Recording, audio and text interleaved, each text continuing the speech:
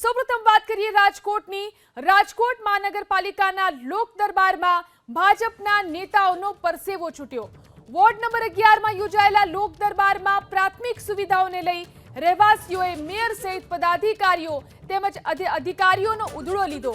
તો ગંદકી અંગેના સવાલ ઉઠાવતા સ્ટેન્ડિંગ કમિટીના ચેરમેન અને નૈનાબા વચ્ચે શાબ્દિક બોલાચાલી થઈ। નૈનાબાએ જયમીન ઠાકરને રોકડું પરખાવ્યું। તેમણે કહ્યું કે લોક દરબારમાં મેયરને જવાબ આપવાનો હોય છે, પરંતુ ચેરમેન જવાબ આપે છે। નૈનાબાના સવાલથી જયમીન ઠાકર અકળાયા અને તેમણે કહ્યું કે લોક દરબારમાં લોકોના પ્રશ્નોનું નિરાકરણ કરવા બેઠા છીએ, નહીં કે રાજકારણ કરવા।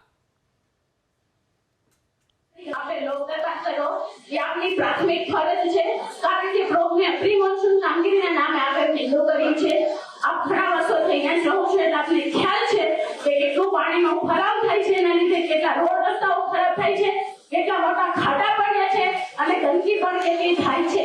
આપને ખ્યાલ છે બહુચર સર્કલની આજુબાજુ કેટલા હેકર્સ આવેલા છે અને બાજુમાં પણ ત્યાં અતિશય ત્રાસ છે। ટ્રાફિકનો પણ એટલો છે ને ગંદકીનો પણ એટલો છે। હેકર્સમાં એટલી બધી ગંદકી થાય છે, એના લીધે માખી મચ્છરનો આટલો ઉપદ્રવ થાય છે।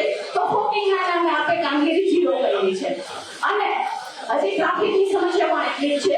મન પડે ત્યાં રિક્ષાવાળા પાર કરી દે છે, તો શું આજુબાજુ ટેક્સીવાળા ટ્રાફિક સાહેબ મારી રજૂઆત છે, આપ સાંભળી લો। હું તમને કહીશ ટ્રાફિકનો પ્રશ્ન છે, રાજકોટ પોલીસનો છે। તમારા ધ્યાનમાં દોરું છું કે કેટલા થતો તો આ પ્રશ્ન સાંભળો। તમને કહું છું શાંતિથી સાંભળો।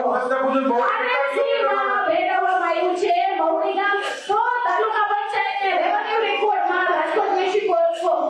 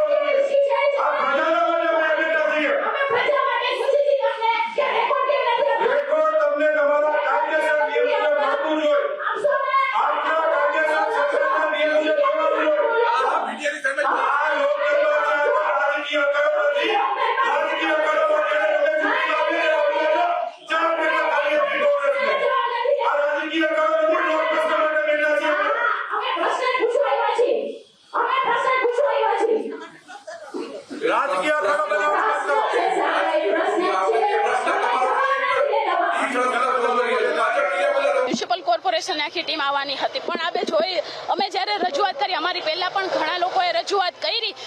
મેઇન તો રોડ રસ્તા પાણીના જ પ્રશ્ન છે કે આ લોકો રોડ ખોદીને મૂકી દે છે, પછી રિપેર નથી કરતા। પ્રી મોન્સૂન કામગીરીના નામે મીંડું છે કે જ્યાં ઠેર ઠેર પાણીના ઘૂંટણ સુધીના પાણી ભરાય છે, ક્યાંય પાણી નથી આવતા, ક્યાંય ગટર નથી, આવા જ બધા પ્રશ્નો લઈને આવ્યા હતા।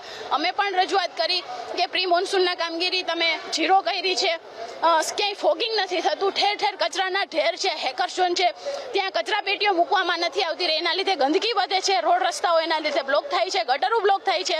તો આ બધા પ્રશ્નો અમે ઘણા એમને પૂછ્યા, સાથે અનેક એવા પ્રશ્નો પણ પૂછ્યા કે ભાઈ જ્યાં કોઈ એનો અતોપતો નથી, મવડી ગામના 2-4 પ્રશ્ન પૂછ્યા તો ભડક્યા।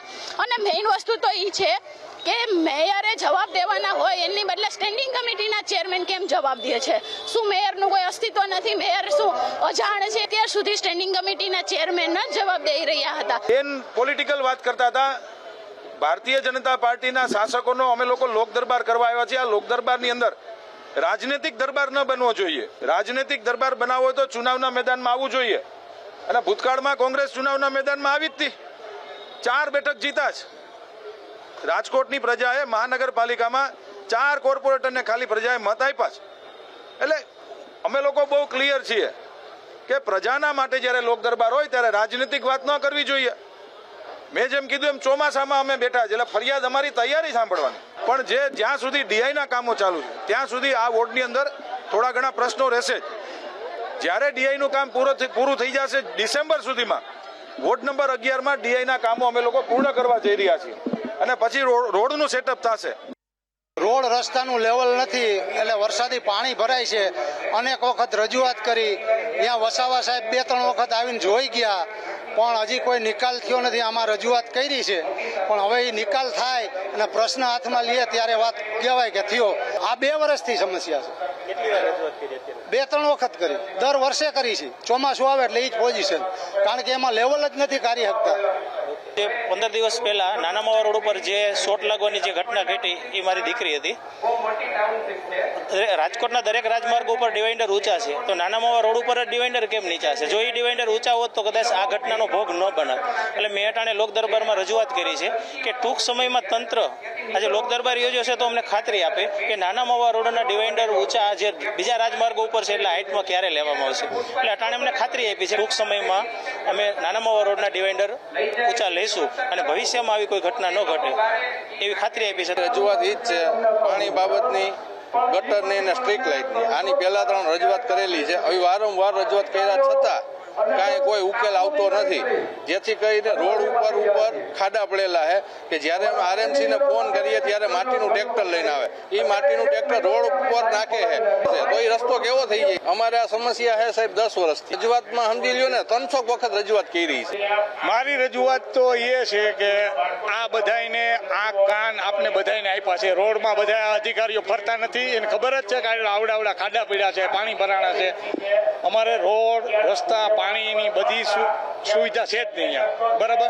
પણ હું આજે માનનીય મુખ્યમંત્રીને એટલું કહેવા માંગુ છું કે આ ભ્રષ્ટાચારીઓ બાબુને છે ને ઘર ભેગા કરો તમે, કારણ કે આ 1 મહિનામાં રોડ તૂટી જાય. આપણા સરકાર આ પબ્લિકના પૈસાનું પાણી કરી નાખે છે. મહિનાથીમાં રોડ તૂટી જાય, આ લાંછન રૂપ છે. આ 10 વર્ષથી હાલાકી ભોગવવાની છે સમસ્યા. બસ આ જ રોડ બની ગયો મહિનાથી તૂટી જાય.